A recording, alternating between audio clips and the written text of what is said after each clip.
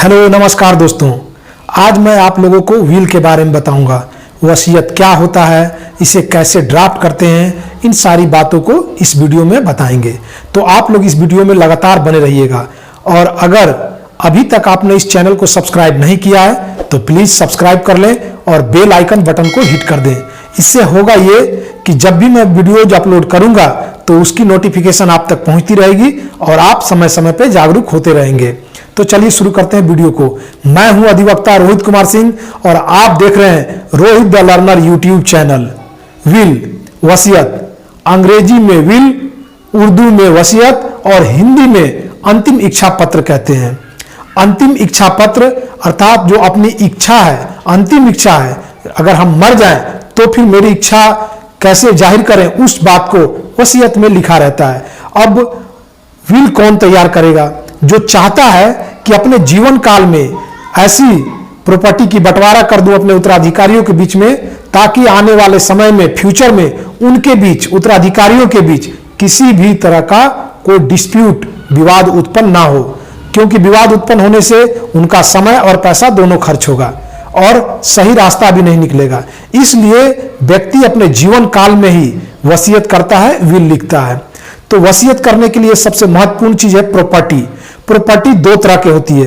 एक प्रॉपर्टी होता है एंसेस्ट्रल प्रॉपर्टी, यह वैसा प्रॉपर्टी होता है जो पुश्तैनी होता है, जो पुरखों से मिली होती है। और दूसरा होता है सेल्फ एक्वायर्ड प्रॉपर्टी, यह वह प्रॉपर्टी है जिसे हम अपने जीवन काल में अपने पुरुषार्थ से अर्न करते हैं।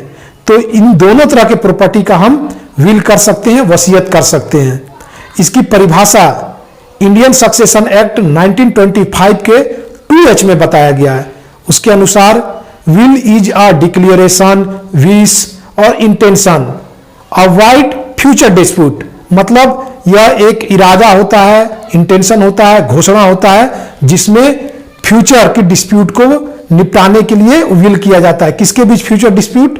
Who will inherit the property, मतलब जो प्रॉपर्टी को इनहेरिट करेंगे उनके बीच में किसी भी तरह के विवाद फ्यूचर में उत्पन्न ना हो, इसलिए विल किया जाता है। तो विल करने के लिए कुछ मुख्य बिंदु है, पॉइंट्स है। वो क्या है?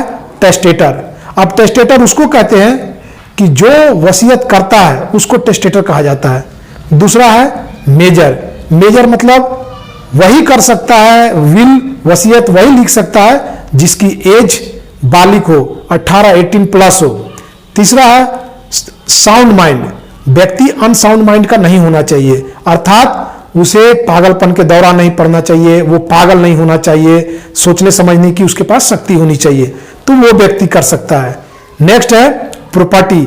प्रॉपर्टी का मालिक होना चाहिए, ऑनर ऑफ प्रॉपर्टी। ऐसा नहीं है कि हम किसी और के प्रॉपर्टी का वसीयत कर देंगे। मानो घर में बहुत सारे लोग रह रहे हैं तो बड़ा लड़का चाहे कि पिता का जो भी प्रॉपर्टी है मैं अपने हिसाब से अपने भाइयों में, अपने बहनों में बांट दूं, नहीं, ऐसा नहीं होगा। अगर पिता जीवित हैं तो वो कर सकते हैं, उनको अधिकार है। क्यों? क्योंकि प्रॉपर्टी के मालिक वही है। तो इसके लिए ऑनर ऑफ प्रॉपर्टी होना चाहिए। फिर है कि इंटेंशन शुड बी क्लियर, मतलब जो आप प्रॉपर्टी किसको देना चाहते हैं, जो आप लिख रहे हैं, वह साफ और क्लियर होना चाहिए।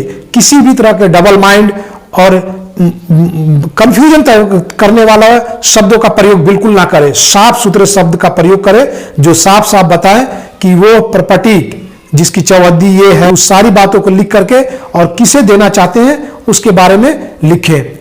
नेक्स्ट है कि विटनेसेस, कम से कम 2 विटनेस के साइन होने चाहिए, विटनेस के सामने लिखा जाना चाहिए। और लास्ट वन है कि लिखने के बाद खुद टेस्टेटर का साइन होना चाहिए। अगर साइन नहीं है तो फिर उसका वैलिड नहीं है, तो इसलिए सिग्नेचर अनिवार्य है। अब बात करते हैं कि कौन कर सकता है। क्या वकील की आवश्यकता पड़ेगी? रजिस्ट्रेशन करना जरूरी है? क्या वसीयत को अपने जीवन काल में कई बार लिख सकते हैं? तो इन सब चीजों को समझते हैं। वसीयत करने के लिए अगर आप में क्षमता है तो आप स्वयं लिख सकते हैं, किसी भी व्यक्ति की आवश्यकता नहीं होगी। लेकिन अगर वकील भाइयों से आप कराते हैं तो उनके पास नॉलेज होती है, शब्दों की पकड़ होती है और वह जानते हैं और अच्छे तरह से आपका विल तैयार कर देते हैं। रजिस्ट्रेशन की कोई आवश्यकता नहीं है। अगर आपने लिख दिया और साइन कर दिया तो वह उतना ही मान्य है जितना रजिस्ट्रेशन के बाद मान्य होता है। तो मर्जी आपकी है रजिस्ट्रेशन कराएं या ना कराएं। आप हो सकता है तो आप एक पब्लिक नोटरी भी करा सकते हैं। अब बात करते हैं कि वसीयत को अपने जीवन काल में कितने बार किया जा सकता है। तो मैं बता दूं, आप चाहो तो जितनी बार वसीयत लिख सकते हो अपने जीवन काल में। आप जैसे ही नए वसीयत को लिखोगे तो पिछला वसीयत आपका ऑटोमेटिकली कैंसिल हो जाएगा। तो कोई किसी भी तरह का कोई परेशानी वाली बात नहीं है। आप अपने जीवन काल में जब चाहो तब वसीयत बदल सकते हो, किसी और के नाम कर सकते हो, या आपके मर्जी पे डिपेंड करता है। तो आई होप आप लोगों को समझ में आ रहा होगा कि वसीयत क्या है, वसीयत कैसे लिखते हैं, वसीयत के लिए क्या क्या चीजें अनिवार्य है। तो इन सारी चीजों को मैं इस वीडियो में कवर करने की कोशिश किया हूं। अगर आप लोगों को कुछ भी इंफॉर्मेशन दे पाया हूं तो प्लीज इस वीडियो को सब्सक्राइब कर दे, चैनल को सब्सक्राइब कर ले, वीडियो को लाइक कर दे और अच्छे अच्छे कमेंट करें और अपने परिवारजनों तक, दोस्तों तक जरूर शेयर करें। जब आप शेयर करते हैं, कमेंट करते हैं तो मुझे भी अच्छा लगता है। तो चलिए फिर मिलते हैं नई वीडियो में, तब तक के लिए जय हिंद, भारत माता की जय।